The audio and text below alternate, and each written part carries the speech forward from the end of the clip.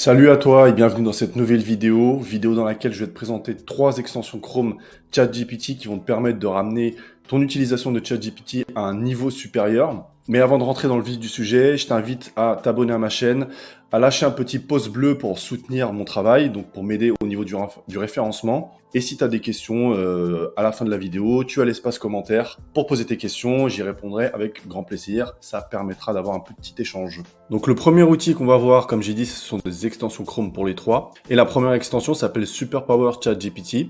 Et ça va te permettre de faire quelque chose, entre autres, parce qu'il y a plein de fonctionnalités, je te laisserai les découvrir. Mais la fonctionnalité que j'aime le plus, c'est de pouvoir organiser en fait tous tes prompts.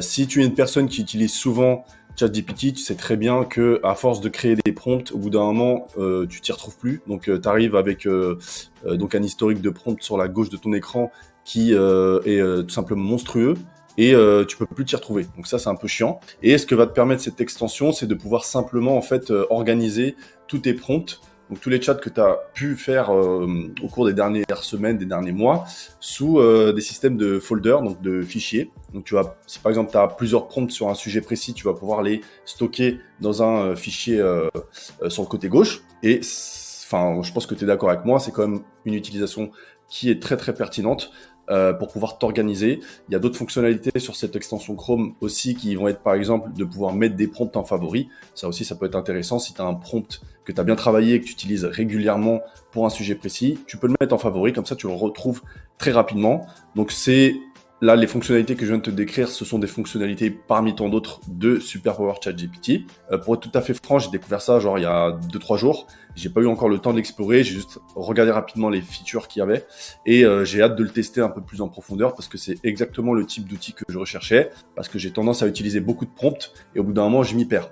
Donc niveau organisation, c'est parfait d'avoir un outil comme Superpower ChatGPT pour des personnes qui utilisent énormément l'outil et qui ont besoin de s'organiser. Le deuxième outil que je te présente, il s'appelle AIPRM for ChatGPT. Donc, en fait, cet outil-là, cette extension Chrome va te permettre tout simplement de pouvoir avoir des prompts qui sont tout prêts.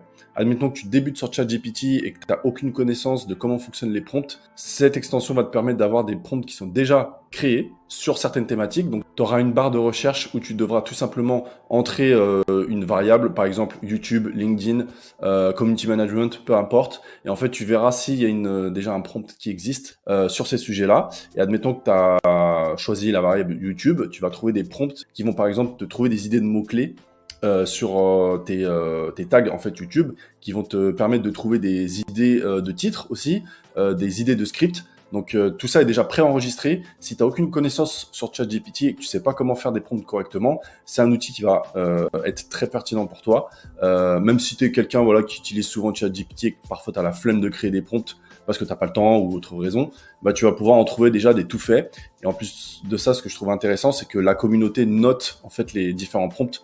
Donc tu as un système tout simplement de pouce en l'air ou de pouce en bas. Quand tu as un prompt qui est qualitatif, tu mets un pouce en l'air et tout le monde en fait participe à ça. Et à la fin, tu te retrouves avec plus ou moins des avis sur les différents prompts qui sont disponibles.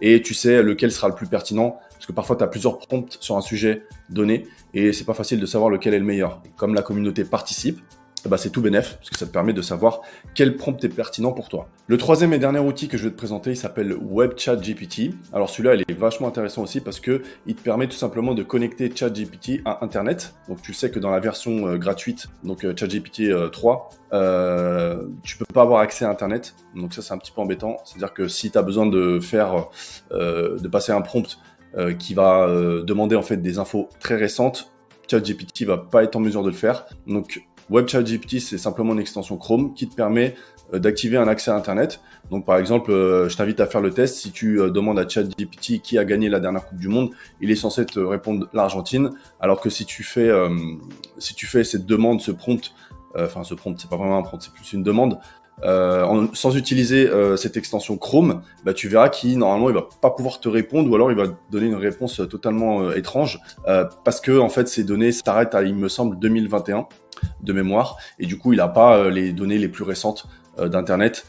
Donc grâce à cette extension Chrome que je t'invite à télécharger et essayer, tu vas pouvoir donner accès à ChatGPT, à Internet, et donc faire des recherches un petit peu plus intéressantes et un petit peu plus abouties. Voilà, c'est tout pour cette courte vidéo où je te présente donc 3 extensions Chrome ChatGPT.